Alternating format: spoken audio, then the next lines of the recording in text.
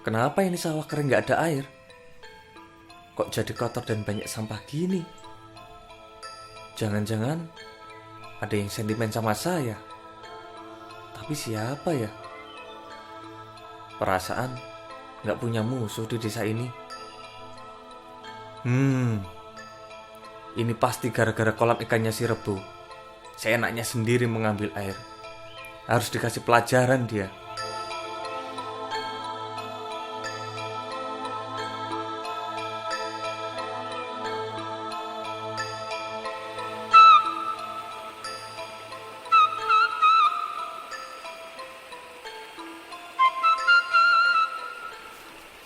Pak Rebo, sampean jangan sembarangan nyerobot air ya. Sawah saya yang ada di bawah itu jadi nggak kebagian air. Ada apa tuh Pak? Bapak itu kok datang-datang terus marah-marah? Nggak ada dasarnya lagi. Oh, dasar orang nggak tahu diri. Sudah tahu-tahu nyerobot air, pura-pura nggak tahu. Nyerobot itu nyerobot apa, Lah ini loh, banyak air yang mengalir di kolam sampean. Sawah saya yang ada di bawah nggak dapat air sama sekali. Emang saya harus ngurus sawah situ? Oh lah ini, jelas-jelas air itu harus dibagi-bagi. Kalau caranya kayak gini, bagaimana dengan para petani padi? Mohon kesadarannya mas. Pak, ini maksudnya apa? Kalau nggak bisa dibilangin, ajar sampean. Ini udah urusan saya. Bukan urusan kamu kok sekali gajok. Mas Bu. Ini tuh ada apa toh? Mbok kalau ada masalah itu diselesaikan dengan kepala dingin. Lah ini loh pak, saya itu nggak dapat air buat ngairi sawah. Kemungkinan diambil semua sama Pak Rebo. Jelas-jelas airnya aja datang dengan sendirinya. Ya saya nggak urusan dengan yang lain tuh ya. Loh, jangan seperti itu, Mas Rebu. Sebaiknya dalam penggunaan air itu memang harus dibagi supaya semuanya bisa mendapatkan manfaatnya.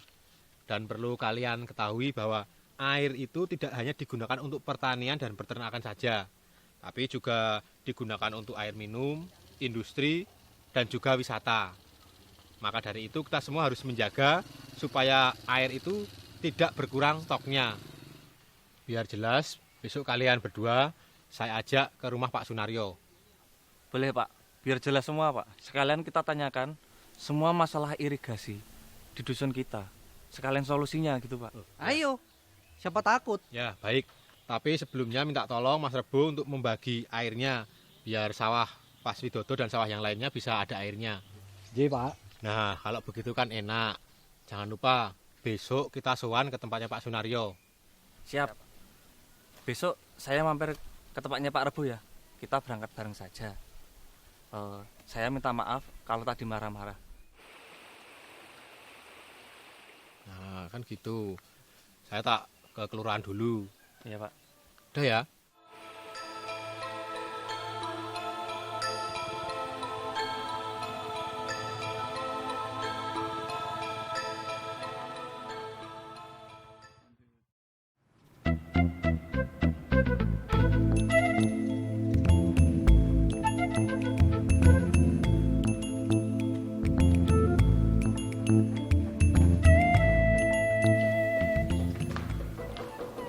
Assalamualaikum. Waalaikumsalam warahmatullahi wabarakatuh.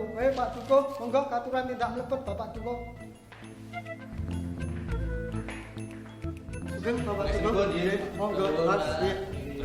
Monggo, katuran sasampun indah matur sugeng wonten Bapak Duko dari ingkang sedaya. Maaf sebelumnya Pak. Maksud kedatangan saya ke sini mau menimba ilmu tentang sistem pengelolaan air. Oh alah begitu, mau mulai dari mana ini?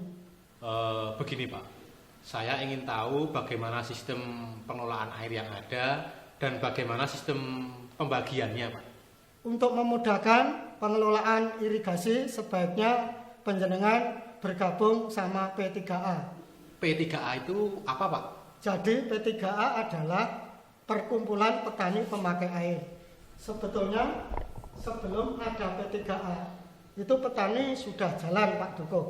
Tetapi kalau tidak ada wadahnya mungkin petani kayaknya amburadul. Maka dari itu kita mengadakan perkumpulan P3A supaya nanti petani kita bisa mengairi sawahnya dengan lancar.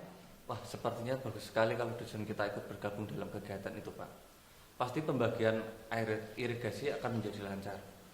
Terus bagaimana cara bergabung ke P3A tersebut, Pak? Sebaiknya panjenengan tak aturi tindak ke desa atau ke P3A Kabupaten Bantul. Lah, berarti nggak sulit toh, Pak? Lah kok Pak Duko kemarin nggak cerita ya?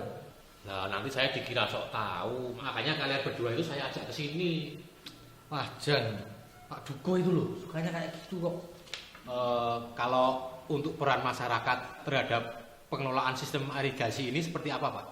Tujuan P3A itu adalah supaya nanti petani kita bisa makmur dan tidak kekurangan masalah air. Kalau program irigasi bersih itu yang seperti apa, Pak? Program irigasi bersih itu adalah nanti supaya hasil kita tanaman dari pertanian supaya nanti bisa terjaga dengan baik. Pak, seringkali saya itu melihat tetangga membuang sampah sembarangan di sungai atau di kali seperti itu. Tapi ketika saya tegur itu malah marah. Nah itu Pak, yang kayak gitu tuh sangat kebangetan sekali Pak. Saya pun juga nggak suka Pak.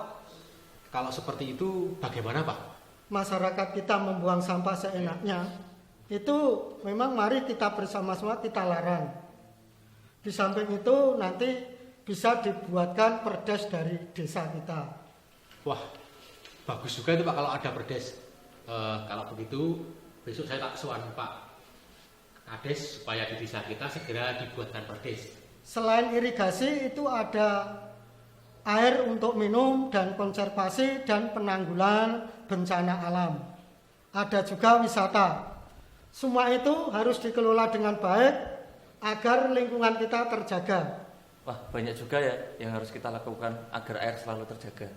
Yang penting nanti kita lakukan bersama-sama supaya nanti tidak berat. Kalau tidak keberatan nanti kita hubungkan sama Pak Kolek dari Wahi. Menarik sekali itu, Pak. Kalau begitu besok saya tak sowan ke Wahi. Itu kantornya yang ada di Kota Gede itu ya, Pak ya?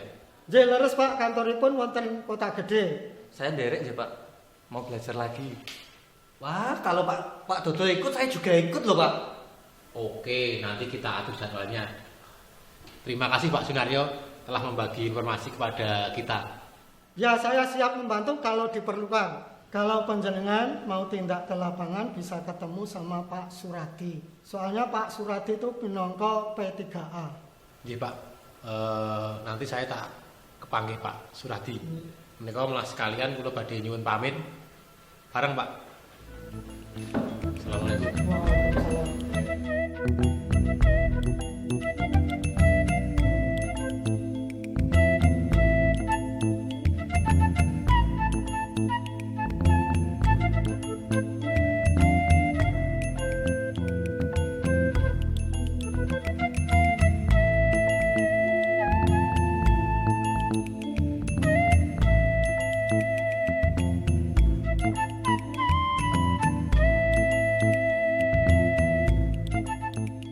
Menika Pak, kula sampun kepanggih Pak Sunaryo. Kapure kepanggih Bapak mau tanya tentang sistem pengairan menika seperti apa, Pak? Ya, sistem penggunaan itu nggih saking pintu buka tersier, lanjut kebagi kalih nggih sekunder kalih primer. Ingkang sekunder itu bagi ke wilayah Padukuwa dusun, ingkang sekunder menika mlebet wonten pecak-pecak sawah pecak ngoten. Nah, ini untuk satu sungai ini itu dibagi menjadi berapa P3A, Pak? Ada gabungan, Pak. Gabungan, Ada P3 atau DP3A. Itu untuk taman bangun Taman Tirto sama bangun Harjo. Oh ya. Terus kalau untuk berkaitan dengan sampah itu karena sungai itu pasti berkaitan dengan sampah, Pak. Itu bagaimana sistem penanggulangannya berkaitan dengan pengairan, Pak, untuk pencegahan sampah-sampah? Penanggulanganipun ngaten nggih.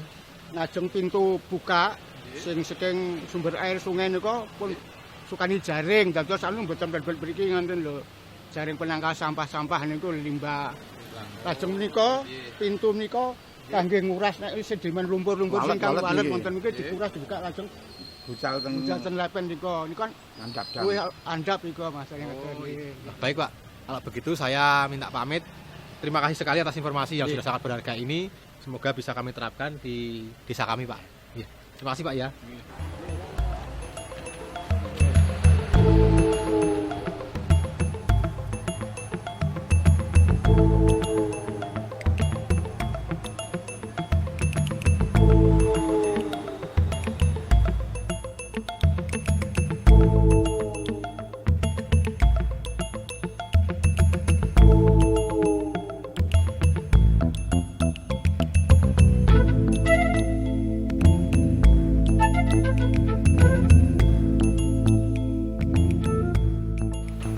Assalamualaikum. Waalaikumsalam.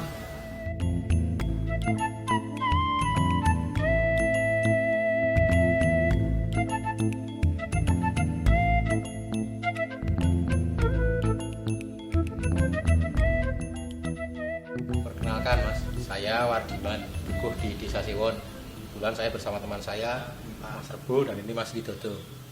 Selamat datang di kantor kami, Pak. Ada yang bisa kami bantu? Begini Mas, tujuan kami datang ke sini mau menanyakan tentang pengelolaan sumber daya air. Itu loh Mas, seperti yang dilakukan di desa-desa yang lain. Terus bagaimana pengelolaan air tersebut supaya bisa bermanfaat khususnya untuk desa kami. Secara umum, pengelolaan sumber daya air itu ada 3. Pertama itu terkait konservasi, yang kedua tentang pemanfaatan atau pendayagunaan air, yang ketiga tentang pengurangan risiko bencana atau pengendalian daya rusak air. Nah, untuk konservasi itu bisa dilakukan di mana saja. Artinya konservasi kalau dalam ngomong sungai atau sumber daerah aliran sungai, konservasinya yang umum itu ada di hulu, di das. Jadi tapi di wilayah masyarakat di pemukiman itu kita bisa melakukan konservasi juga dengan misalnya menampung air hujan dan memasukkan ke dalam tanah. Yang kedua terkait pemanfaatan atau pendayagunaan air itu disesuaikan dengan potensi yang ada di kampung kita. Artinya apakah di sana ada sumber mata air atau ada misalnya waduk atau danau yang itu sebenarnya bisa dimanfaatkan untuk kebutuhan apa saja. Tinggal misalnya apakah untuk rumah tangga atau untuk pertanian atau untuk perikanan dan yang lainnya. Nah, yang ketiga terkait pengurangan risiko bencana atau pengendalian daya rusak itu tinggal melihat kondisi geografis kita. Apakah misalnya di pemukiman kita itu masuk kawasan rawan longsor atau masuk kawasan rawan banjir. Tinggal bagaimana bapak-bapak ini akan melakukan memulainya dari mana. Ternyata banyak juga ya Pak, apa yang harus kita lakukan untuk menjaga dan menyelamatkan air tadi Pak? Iya Pak, itu benar. Peran dalam hal pengelolaan sumber daya air itu tidak hanya dilakukan oleh pemerintah, itu harus dilakukan oleh semua pihak. Apakah itu masyarakat yang ada di wilayahnya atau organisasi masyarakat sipil atau komunitas, bahkan swasta juga harus mempunyai peran dalam hal pengelolaan sumber daya air, sehingga dalam pengelolaan sumber daya air ini betul-betul dilakukan oleh semua pihak sesuai dengan perannya masing-masing. Terus untuk peran dan tugas masing-masing itu seperti apa contohnya Pak? Begini Pak, misalnya pemerintah secara setiap tahun itu kan pasti punya anggaran, baik itu di nasional, di daerah tingkat provinsi maupun kabupaten kota. Artinya anggaran pengelolaan sumber daya air itu setiap tahun itu dianggarkan oleh pemerintah. Tapi bagaimana juga misalnya di masyarakatnya sendiri. Artinya setiap program yang dilakukan pemerintah itu kan akan menyasar wilayah masyarakat. Tinggal bagaimana kemudian masyarakat siap tidak kemudian bekerja sama dengan pemerintah atau menjadi bagian dari program pemerintah itu untuk melaksanakan dalam hal pengelolaan sumber daya air. Misal lembaga swadaya masyarakat itu biasanya kita bagaimana menghubungkan antara masyarakat dengan pemerintah. Artinya bagaimana program pemerintah itu betul-betul bisa bermanfaat bagi masyarakat dan masyarakat juga siap dalam hal menerima program-program pemerintah yang dilakukan di wilayahnya. Kalau untuk swasta sebenarnya itu menjadi bagian bagaimana dia tanggung jawab mereka juga melakukan pemberdayaan di masyarakat, sehingga mereka juga harus menyediakan artinya anggaran di luar anggaran pemerintah dalam pengelolaan sumber daya air. Tapi yang harus dipastikan adalah subjeknya adalah masyarakat. Penjelasan Pak Kolik sangat menantang saya, Pak. Terus apa yang harus kita lakukan, Pak, untuk membentuk suatu komunitas tentang SDA itu tadi, Pak? Dalam membuat komunitas atau kelompok pengelola sumber daya air itu tidak harus membentuk wadah baru. Artinya wadahnya bisa dalam lingkup dukuh, dalam lingkup RW atau RT, tinggal bagaimana kemudian mensinergikan atau membangun jaringan dengan komunitas yang sudah ada. Artinya tempat Pak Dukuh misalnya itu masuk di daerah aliran sungai mana. Tinggal kita mencari tahu, sudahkah ada komunitas di daerah aliran misalnya yang melintasi Sewon tadi. Tinggal nanti kemudian bagaimana membangun komunikasi, bagaimana membangun jaringan, sehingga kemudian ini ada komunikasi dari hulu sampai hilir. Selama ini kan memang itu yang terus didorong, bagaimana membangun jejaring, membangun komunikasi hulu hilirnya. Karena dari hulu, tengah dan hilir itu punya peran masing-masing. Seperti apa yang saya sampaikan tadi, di hulu lebih banyak memang terkait konservasi. Di tengah itu mereka yang lebih banyak memanfaatkan air sebagai tempat pemanfaatan airnya. Nah, di hilir ini memang kadang yang harus kita perhatikan, karena hilir itu biasanya menjadi muara dari misalnya limbah yang dihasilkan dari hulu itu kan ngalirnya pasti ke hilir itu. Sehingga memang harus ada komunikasi, saling memberikan dukungan dan bagaimana menyambungkan agar sinergi dari hulu ke hilir. Kalau di Jogja komunitasnya itu cukup banyak, artinya cukup beragam. Misalnya terkait di sektor pertanian itu ada P3A, terus ada GB3A, ada gabungan dari P3A. Di GP3 ini juga membangun sebuah gerakan